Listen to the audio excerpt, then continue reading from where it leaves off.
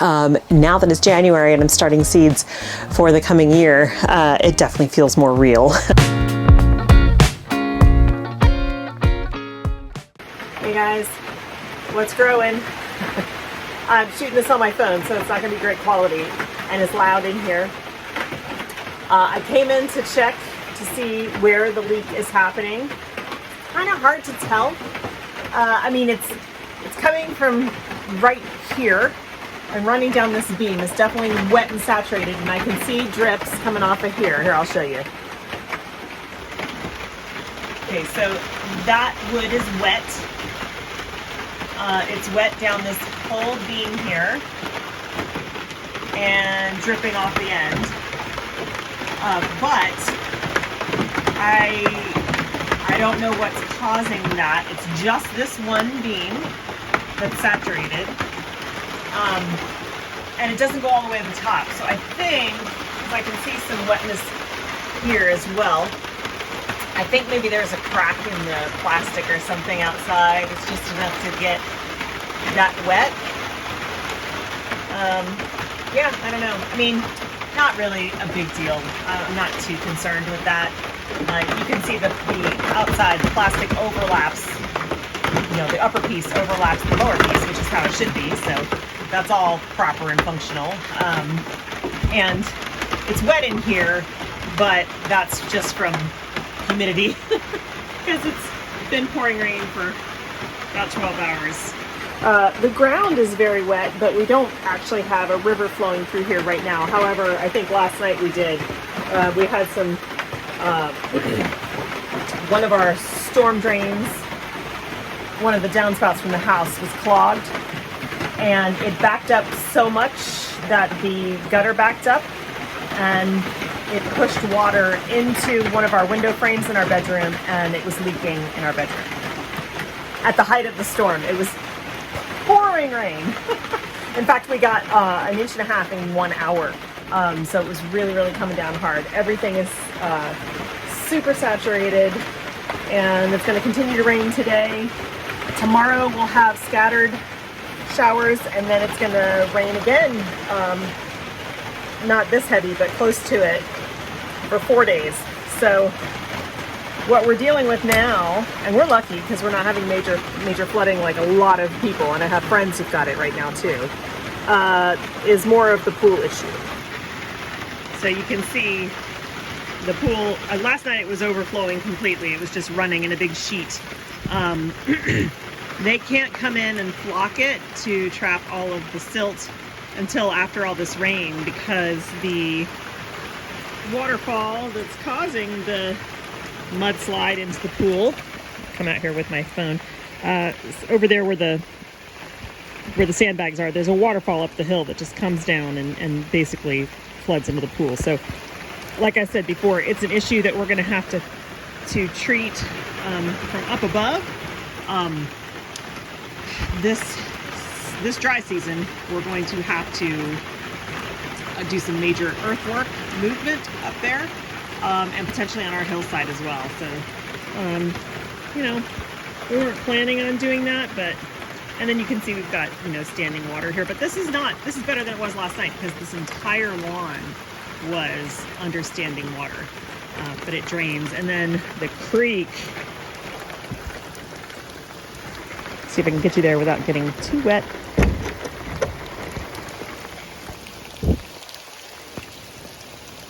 And the birds, Mike put some food in the bird feeders because the birds were like in between rain showers. They're like, oh my God, we're so hungry. But you can see the creek flowing hard. I mean, it's creating waterfalls and stuff. The floodplain on it is huge now. Never used to be that big. More shots of the creek. More like a small river at this point. And our neighbors have some workers out. I don't know what they're doing, but probably trying to help with water control. This is where we had the issue last night. We had a Tesla solar roof put on last year, and in order to do that, they had to, you know, rip off our old roof, which was fine because it was leaking. And there was lots of glass and all kinds of other debris. And you see that big piece of metal there? Well, that was clogging this drain downpipe. And so what it did was it backed up, and then this gutter here was gushing water, and over the sides, and it caused a leak somewhere. We don't know exactly where, but it's inside.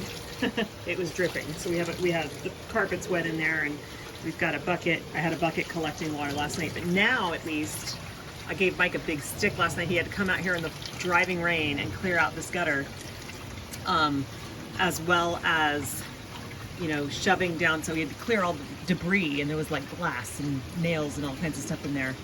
Clear all that debris out, and then I gave him a big stick, and he shoved it down this drainage pipe. And then you could hear when it let loose. It was kind of like when a toilet comes unclogged. Then it started dumping, and so now the water's going out the drain like it should.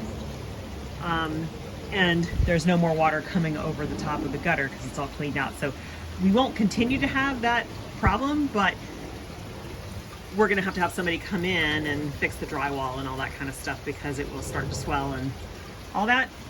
Now that there's water behind the wall, hopefully that won't mean that we have to have this whole window unit replaced, but we'll see. So it's the next day, and it's our one dry day. We're about to get 4 more. They're lined up, atmospheric rivers to come through starting tomorrow, and it's going to be a pretty big one tomorrow. So this morning, it's Friday, but Mike took the day off so that we could do this. We went up to went to the farm really briefly so I could put a battery in the timer and check the irrigation, and it all worked great, so we're good. And then get the wheelbarrow and some shovels, because we went to get our city lets us fill up free sandbags, and so we've got the most that we were allowed to get, which is 20. So we've got 20 sandbags here. We're going to lay them out to try to, with the ones we already have, I think we already have 8, around the pool area to try to keep some of that water from muddying up the pool. But right now I need to go get my son, my oldest, at school. And I have seeds to start. So when we get back, we're going to work on sandbagging. It shouldn't take too long with the 3 of us. And then I've got to get seeds started. I'm days behind on that. So at least the temperatures aren't cold, so they'll be fine. They'll germinate great in the greenhouse. I won't have to worry about setting up the heater or anything. Yeah, so I'm gonna head to school first. Okie dokie, so I'm going to start some seeds. I don't have a ton to start today, I'll show you, but there's a fair amount, and I wanna get them going. But I do want to get them going because for the next couple of weeks, I'm going to be starting stuff every week, so I don't want to fall behind schedule. So I have my seed starting table. I'll show you. I've done this in other videos, but I'll give you guys a refresher. By the way, welcome to the additional 200 people we've added since we started last year. I really appreciate you guys joining us. I hope everybody will continue to stay and enjoy and comment, and yeah, thank you so much for being here. So here's my seed starting setup. Okay, so I've got this metal table. It's got all my fertilizers and stuff down below. I make my own seed starting mix because I use soil blocks. So in here is my seed starting mix. I've got a separate video that I'll link below of how I create my seed starting mix. There's water in here to start because I've got to moisten it up. And then I will start laying out the trays to start my seeds, and I'll show you what those seeds are going to be. But first, I need to moisten up this seed starting mix.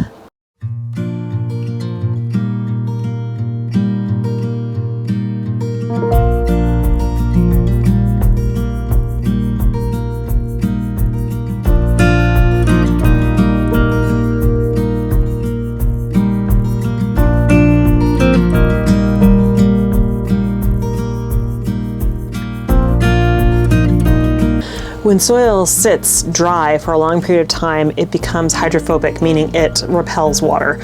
So when I'm first starting to moisten this for soil blocking, it takes a lot of water and time to let the soil soak it up and get rid of that hydrophobic tendency. So I'm gonna have to add a lot, keep mixing and keep mixing and keep mixing, and eventually I'll get the right consistency.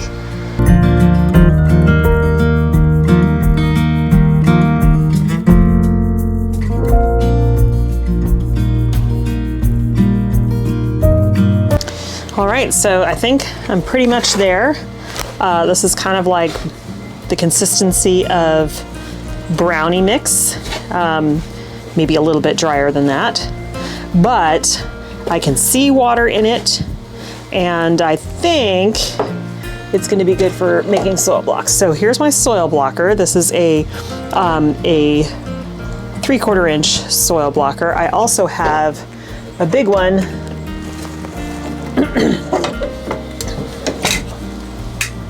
to make 2-inch blocks, but I don't use this very often because it uses a whole lot more soil than a seed starting tray. And so when I do bigger seeds like tomatoes and sunflower seeds and stuff like that, I will use the just a seed tray.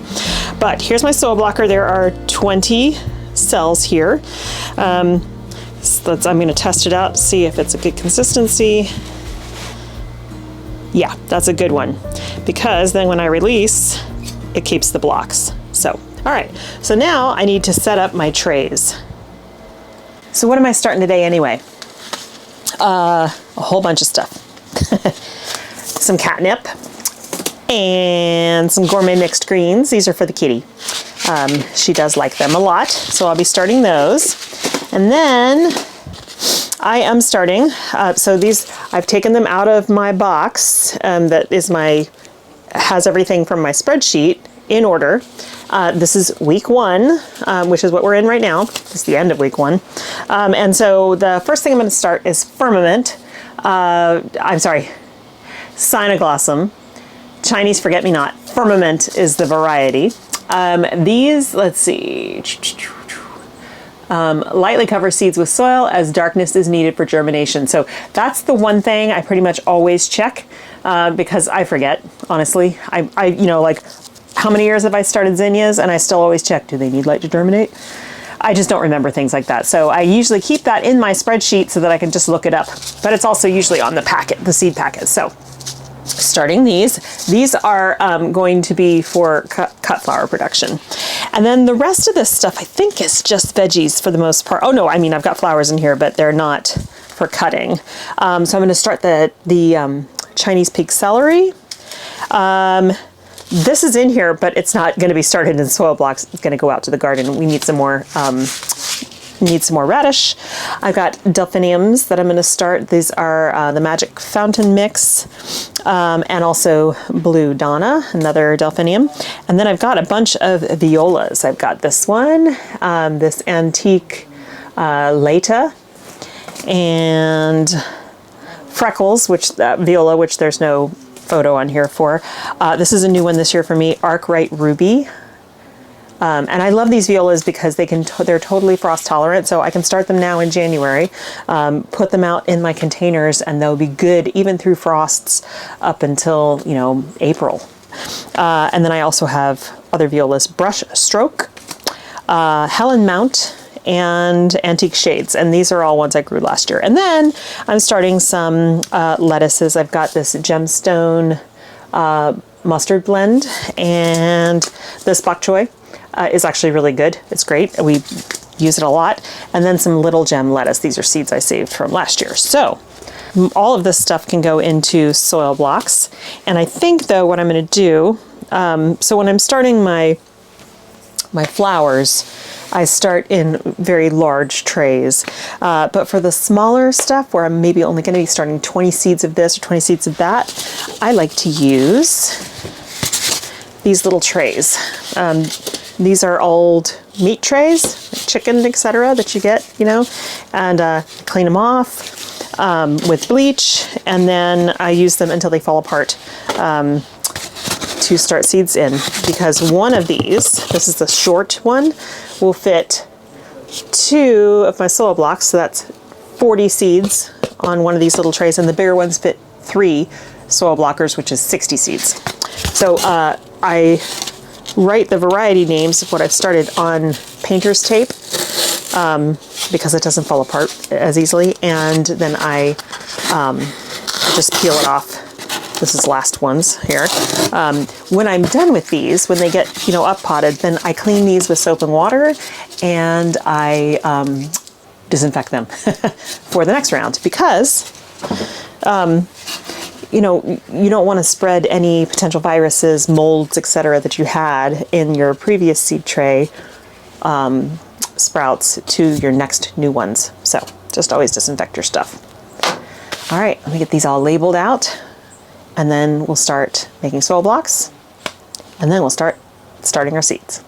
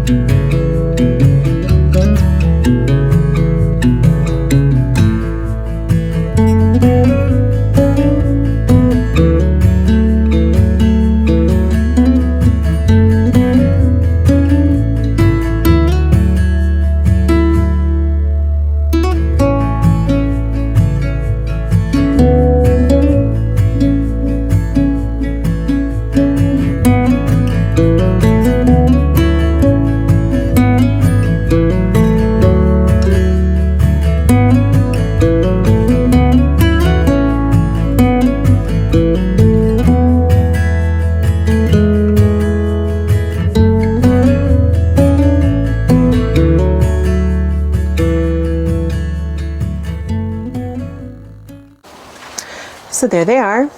The first seeds started for 2023. I'm really happy to have that done. Not that it was hanging over my head or anything, but it's nice to feel like I've started on the season and things are going. And it just feels exciting because this is the beginning. You know, even though I started all those seeds in the fall and got them all out in the garden and at the farm for spring flower production, now that it's January and I'm starting seeds for the coming year, it definitely feels more real because, you know, you do all that fall planting for spring and it's many, many, many months off. And so it feels like, I don't know, not as, I don't know, it's still exciting, but this feels like it's much closer. So all of those violas will be going into the, you know, into various pots and into the landscape here. The delphiniums will stay in the cottage garden here. The Cyanoglossom will go out to the farm, and then of course the veg will go in the front garden and in the green stalk. So yeah, I'll be from here on out starting seeds pretty much every week. I think next week is a week that I don't have anything to start, but week 3, I definitely will be starting more seeds. So I will link down below the video that I made on how I make my own seed starting mix, because there's all different ingredients that go into that, and you can make it yourself. I make it specifically for soil blocking, but you could use this just in a pot as well, in seed trays. There's nothing specific that says it has to be just for soil blocking. It's just that what I put in there helps it hold together for soil blocking. So, all right. It's starting to get dark. I'm getting cold. I'm gonna go inside and get started editing this so I can put it up for you guys. Thank you so much for hanging out with me today. I also want to thank everybody for joining us who's new this year. If you are interested in a Q&A, maybe you can do or it could be an Ask Me Anything, let me know, and maybe we can use that as a video that I can shoot during the next, I don't know, week of solid rain we're going to get, where I won't really be able to get outside and do anything. Yeah, so just let me know if that's something that's interesting to you guys. If you have not already subscribed, please do. That would be a huge help for me. I really appreciate you guys staying here and hanging out with me and asking all these wonderful questions that you do. I appreciate it. It means a lot. I love the interaction. Thank you so much. You guys take care of yourselves, and I will see you in the next one. Bye.